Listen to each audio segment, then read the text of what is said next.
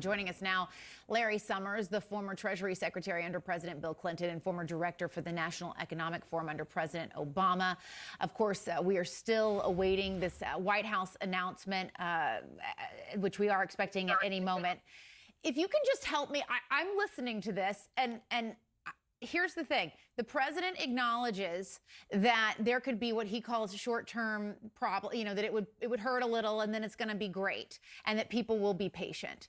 But it would seem to me, walking through all of this, that if these do go into effect for everyday items, that the prices are going to be passed on to consumers when they are complaining that prices are already too high. Help me kind of square that circle. This is a stop or I'll shoot myself in the foot kind of threat policy. It defies economic logic. It means higher prices for consumers. It means much more expensive inputs for American producers. Think about the way car manufacturing happens in North America. The car in the process of being produced goes back and forth across the border 5 times, 10 times. Every time there's going to be some kind of tariff. What that's going to do is make the North American companies and the North American jobs less competitive relative to what's happening in Europe or China or Japan. There's no real economic logic to this. Yes, we've got all kinds of issues that we have real justification with respect to Mexico on drug cartels and the like. Whether this is the right thing to do with respect to Mexico, I think there are a lot of questions and doubts that somebody could have. But Canada, why of all the countries in the world would we right now be deciding to launch economic war on Canada? Canada, where the minimum wage, basic wages are higher, where there's more union protection for workers than there is here. I just do not get the logic of these policies. And make no mistake, this is a regressive tax on American consumers.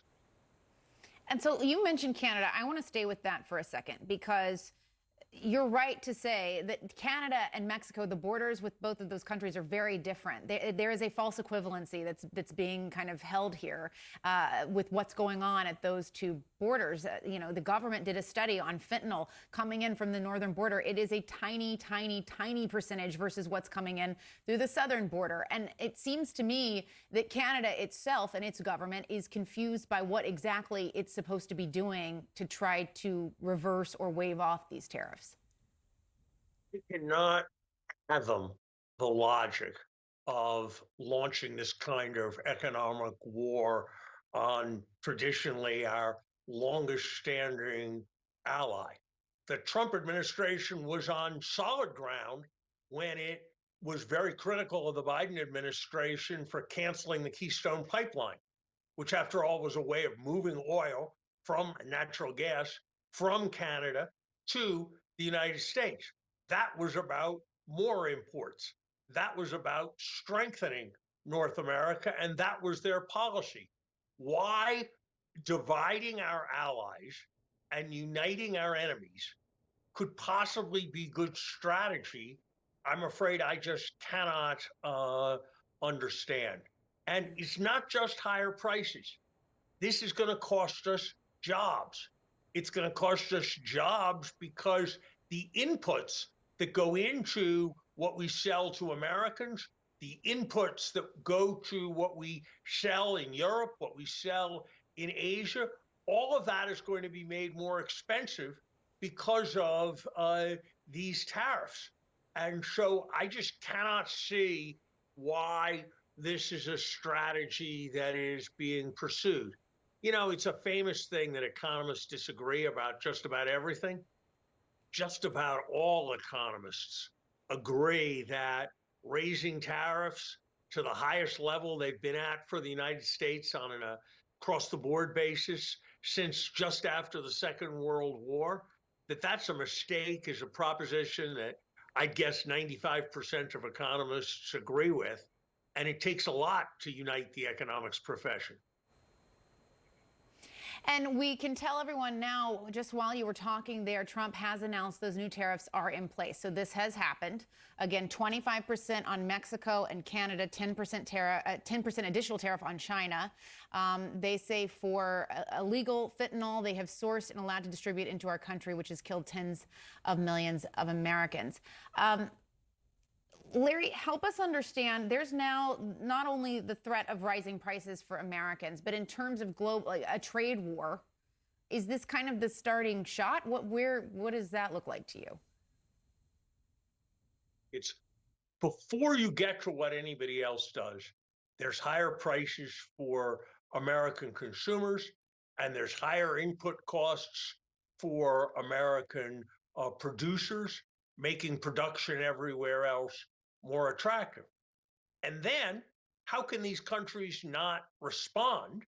And they're going to respond by favoring European products over American products. They're going to respond by favoring Asian products over American products.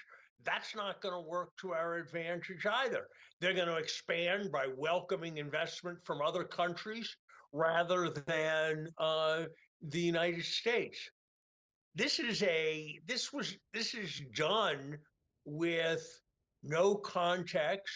Whether there's legal authority for it or not is something I will leave to the trade lawyers. I think it's very much in doubt when there's no broad economic emergency and when there's no evidence that the goods being tariffed have been heavily subsidized. But I'll leave that to the trade lawyers. But it seems to me that this is going to make every other country want to separate from us because of the kind of tactics that we are engaging in. So I just do not understand why this kind of economic warfare is good strategy. And if you're going to use economic warfare as a strategy, I don't understand why you're doing it more to Canada and Mexico than to China. And I don't understand why our initial targets of attacks are Canada and Mexico.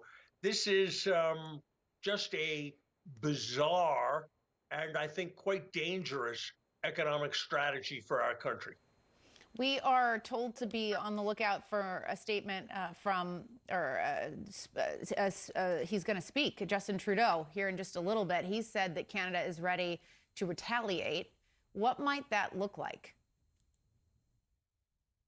I would imagine that what the Canadians and perhaps what also the Mexicans will do is identify U.S. products that are being exported to Canada and putting substantial penalty on those producers.